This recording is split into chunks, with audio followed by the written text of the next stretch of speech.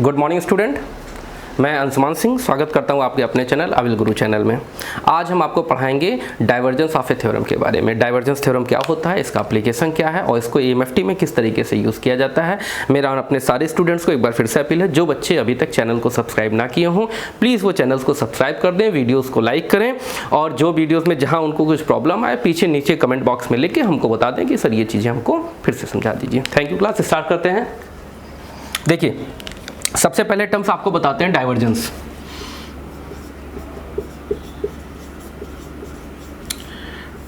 Divergence बेटा basically क्या है कि अगर हमने आपसे कहा कि एक डेल ऑपरेटर था, डेल ऑपरेटर हमारा ये है, हमने कहा ये जो डेल ऑपरेटर्स होते हैं अगर इसको किसी वेक्टर के साथ, एक वेक्टर है हमारा, अगर किसी वेक्टर के साथ डॉट प्रोडक्ट ले लिया जाता है तो हम कहते हैं ये डाइवर्जेंस है हमारा।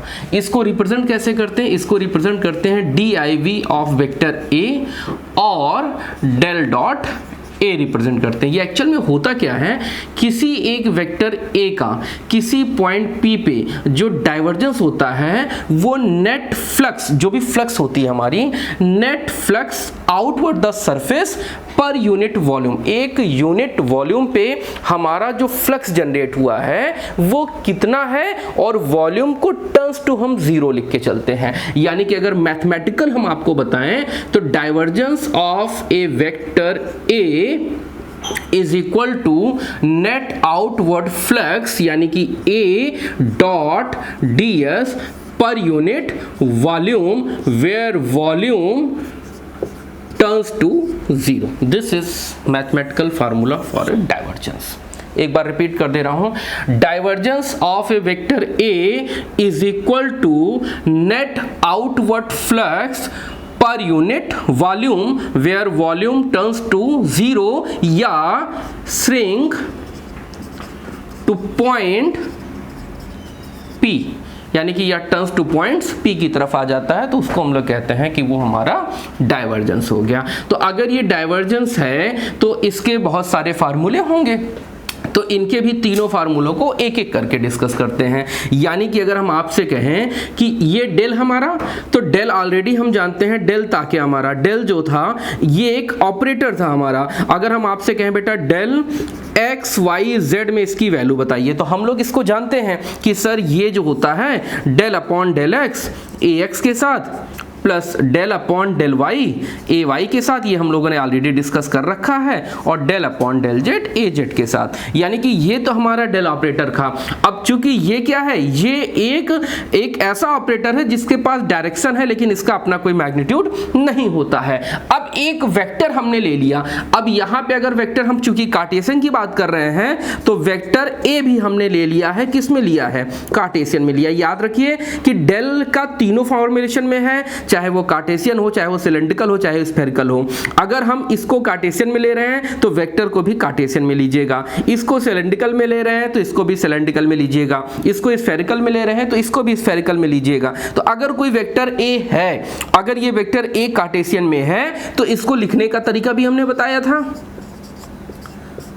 ax कैप, ay कैप और az कैप। यानी कि एक हमारे पास डेल ऑपरेटर है और एक हमारे पास वेक्टर है। अब आपसे कहा गया कि आप डेल डॉट ए को कैलकुलेट करिए। डेल डॉट ए को कैलकुलेट का मतलब क्या था कि इसका क्या करना है, डॉट प्रोडक्ट लेना है। तो अगर डॉट प्रोडक्ट जो बच्चे नहीं पढ़े थे वो एक बार फिर से पढ़ लें। डॉट प्रोडक्ट का मतलब क्या होता है बेटा, कि डॉट प्रोडक्ट अगर हम ax के साथ करते हैं तो वैल्यू 1 आती है, अगर हम ax का ay के साथ करते हैं तो वैल्यू 0 आती है, यानी कि ax का az के साथ करते हैं तो वैल्यू 0 आती है। बात समझ में आया? यानी कि x के साथ 1 देता है और बाकी डिफरेंट के साथ 0 देता है। ऐसा क्यों होता है, क्योंकि हम लोगों ने पढ़ा था कि अगर कोई वेक्टर a है, कोई वेक्टर b है तो इसकी वैल्यू होती है ab cos थीटा की बराबर होती है। ये हम लोगों ने डॉट प्रोडक्ट में देखा था। अच्छा, अगर हमने कहा कि ये यूनिट वेक्टर है, ये यूनिट वेक्टर है, तो इसका मैग्नीट्यूड भी 1 होगा और थीटा की वैल्यू कितनी होनी चाहिए, 0 होनी चाहिए, क्योंकि cos 0 की वैल्यू 1 होती है। यानी कि अगर कोई वेक्टर a है और उसी पे ही हमारा वेक्टर b भी है, तो हम कहेंगे कि इसकी वैल्यू यूनिट में आ जाएगी, क्योंकि यूनिट वेक्टर का मल्टीप्लिकेशन 1 हो जाएगा।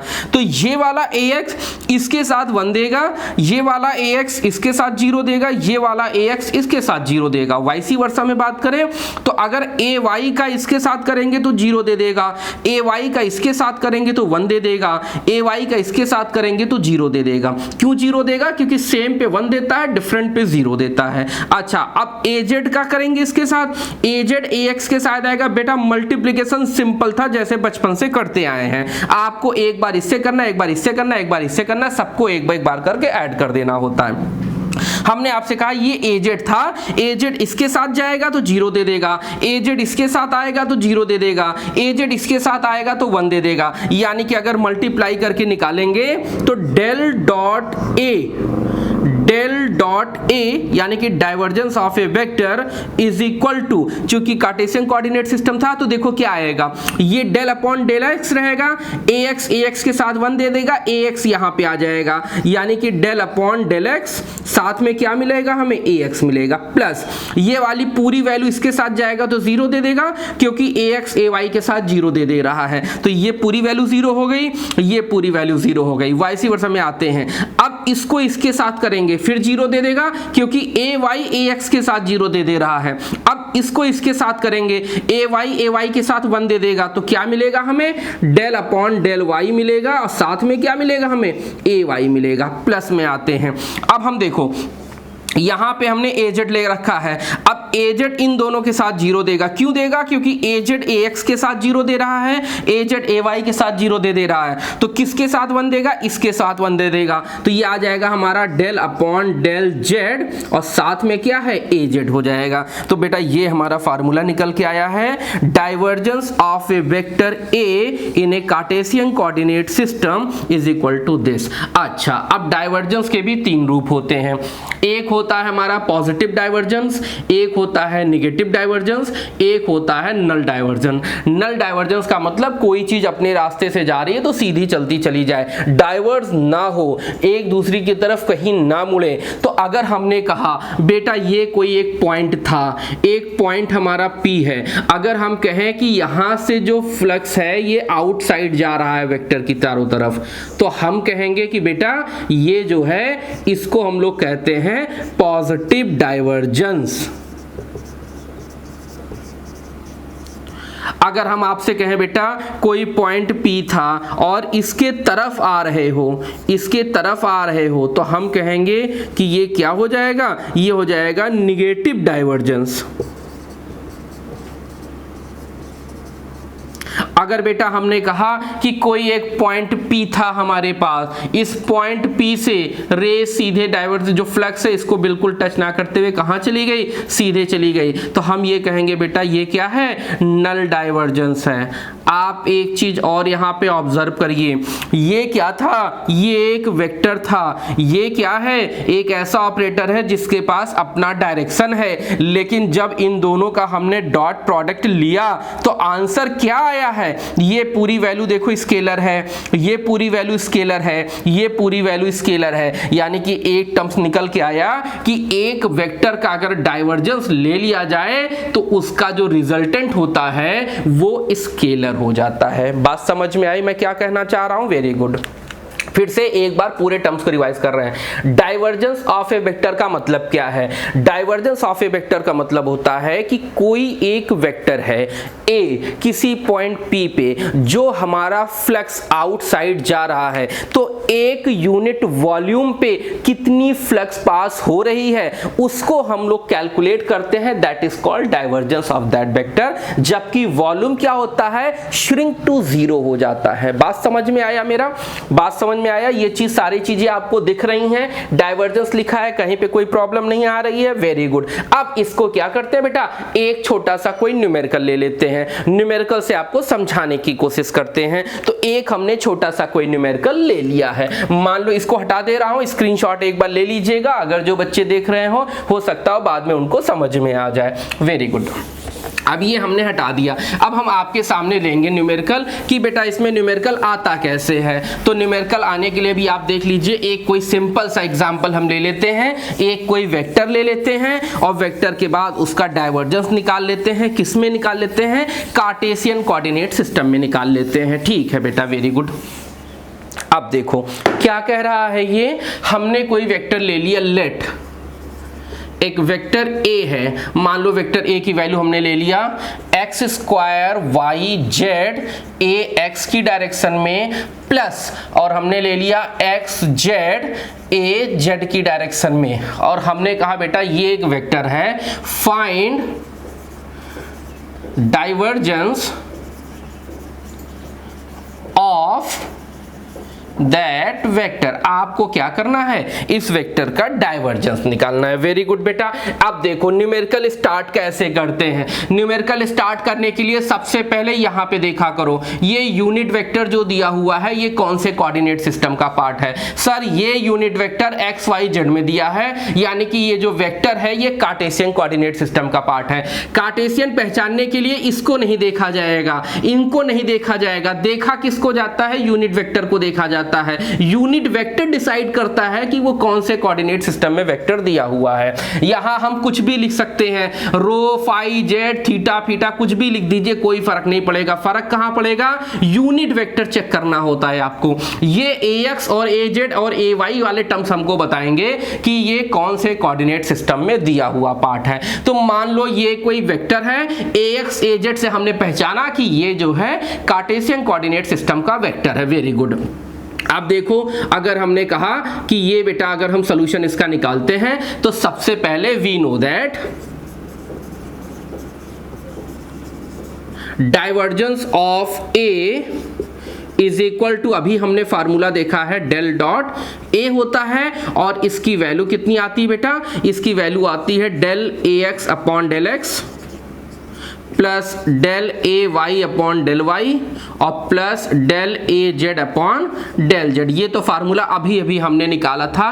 किस पे निकाला था? Divergence of a vector. किस पे निकाला था? एक्स वाई जेड पे अभी अभी हमने डिराइव किया था। अब देखो न्यूमेरिकल करने का तरीका क्या है, जो भी वेक्टर दिया हो इस वेक्टर को इसके स्टैंडर्ड वेक्टर से कंपेयर कर दो, यानी कि vector of A in Cartesian coordinate system is equal to कितना होता है बेटा?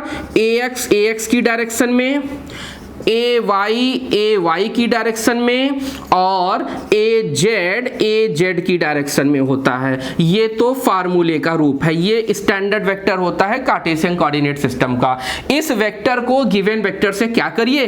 कंपेयर कर दीजिए। कंपेयर हमने कर दिया है, कंपेयर टू गिवन वेक्टर से। जो भी आपको वेक्टर दिया हुआ हो उसको पहचानिए, अगर वो कार्टेशियन क्या है तो कार्टेशियन का वेक्टर लिखिए और इस वेक्टर को इस वेक्टर के साथ कंपेयर कर दीजिए। कंपेयर करने के बाद आपको क्या पता चलेगा? ax की वैल्यू बेटा कितनी है? देखो यहाँ पे ax के साथ ax है और यहाँ ax के साथ ये है, यानी कि ये हो जाएगा X square Y and Z हो जाएगा। Very good. अच्छा ए वाई की वैल्यू बताओ, ए वाई की वैल्यू कितनी हो जाएगी? ए वाई के लिए ए वाई को देखो, क्या इसमें ए वाई है? नहीं है, तो ए वाई की वैल्यू 0 हो जाएगी। फिर आते हैं ए जेड पे। ए जेड पे यहाँ कितना दिया है? एक्स जेड दिया है। ए जेड पे यहाँ कितना है? ए जेड है, यानी कि ए जेड की वैल्यू कितनी हो जाएगी? एक्स जेड हो जाएगी। अब आपको उठा के ए एक्स ए वाई ए जेड की वैल्यू यहाँ रख देनी है। तो हम आपसे कहें कि बेटा del D I V of vector A at X Y Z पे कितना आ जाएगा? देखो क्या हो रहा है यहाँ पे देखो क्या हो रहा है। यहाँ पे हमने रखा del upon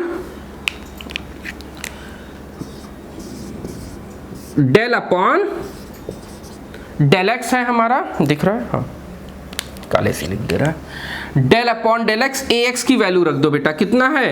x square Y and Z है, प्लस अब देखो डेल वाई वाले टर्म्स में ये तो 0 है तो इसको पूरा 0 कर दो, फिर सीधे डेल अपॉन डेल जेड लिख दो। डेल जेड में ए जेड कितना दिया हुआ है बेटा? ए जेड की वैल्यू है एक्स और जेड दिया हुआ है, ऊपर लिख दे रहा हूं। न्यूमेरिकल आप लोग नोट कर लिए होंगे। न्यूमेरिकल नोट करने के बाद ये लाइन में हटा दे रहा हूं बेटा, इसको हटा दे रहा हूं, बस बने रहिए, ये न्यूमेरिकल आपको समझ में आ जाएगा। देखो क्या कह रहे हैं, अब क्या करना है बेटा, इसको डिफरेंशिएट करना है। आप देखो जब इसको x के रिस्पेक्ट में डिफरेंशिएट किया जाता है yz कांस्टेंट हो जाता है, तो yz कांस्टेंट है तो बाहर आ जाएगा और x स्क्वायर का डिफरेंशिएशन कितना हो जाएगा, 2x हो जाएगा। तो ये हो जाएगा div of vector a at x y z is equal to 2x और yz बाहर था तो ये हो जाएगा yz प्लस, अब देखो इसमें कहीं ax y नहीं रहेगा, वो तो खत्म हो गया, रिजल्टेंट स्केलर आना चाहिए, ये चीज ध्यान रखिएगा। अब देखो इसको z के रिस्पेक्ट में करना है तो यहाँ पे x क्या होगा, एज ए कांस्टेंट मान लिया जाएगा, तो x कांस्टेंट है तो बाहर आ जाएगा और किसी z को डेल z के रिस्पेक्ट में करेंगे तो 1 हो जाएगा, तो ये आ जाएगा हमारा डॉट 1 आ जाएगा। तो ये हमारा हो गया बेटा फाइनल आंसर हो गया हमारा। बात समझ में आया, ये हमारा फाइनल आंसर हो गया और 1 को आप लिखिए चाहे ना लिखिए, ठीक है ना। तो ये हमारा आंसर आ जाएगा। तो इस तरीके से हम लोगों ने जो है डाइवर्जेंस कार्टेशियन कोऑर्डिनेट सिस्टम में कितना होता है उसके बारे में हम लोगों ने यहाँ पे देखा है। अगले वीडियो में मैं सिलेंड्रिकल के बारे में बताऊंगा और फिर स्फेरिकल के बारे में बताऊंगा। Thank you class.